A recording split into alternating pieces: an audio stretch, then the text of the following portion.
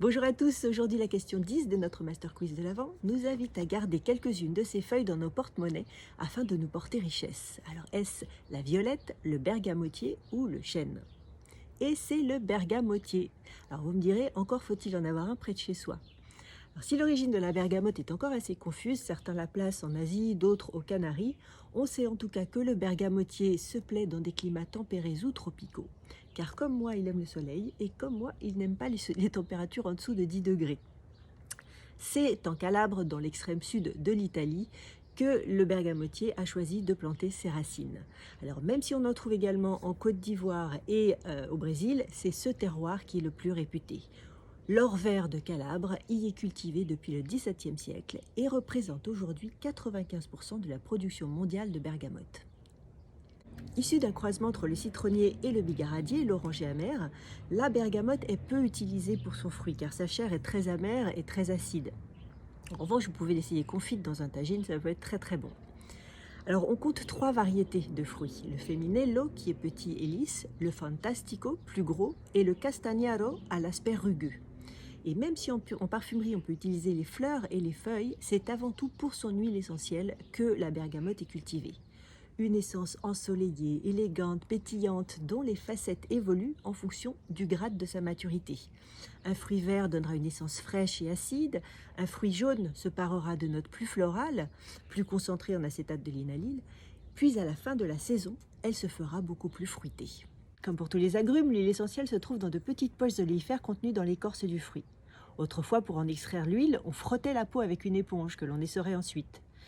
Mais cette technique ancestrale a fait place à un système automatisé d'expression à froid. Après avoir été lavés, les fruits sont jetés dans une machine qui, en grattant l'écorce, libère les liquides contenus dans des poches oléifères du zeste. On sépare ensuite l'eau de l'huile essentielle à l'aide du centrifugeuse et d'un décanteur. Une autre méthode consiste à broyer les fruits en entier avec le jus et de passer ensuite à la centrifugeuse.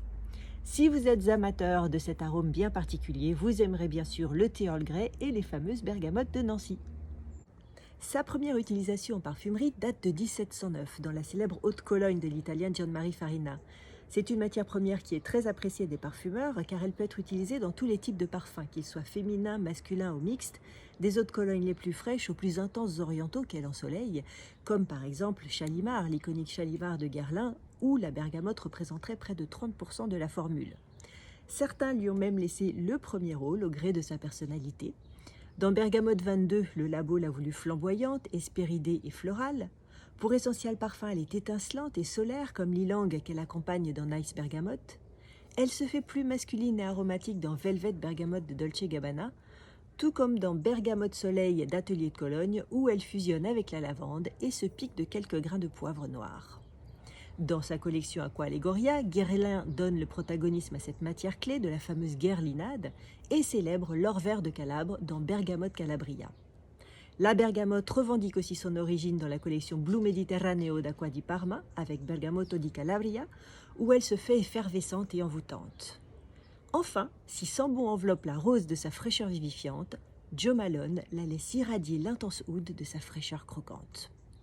Voilà pour la belle bergamote, on se retrouve demain pour la question 11 de notre Master Quiz de l'Avent.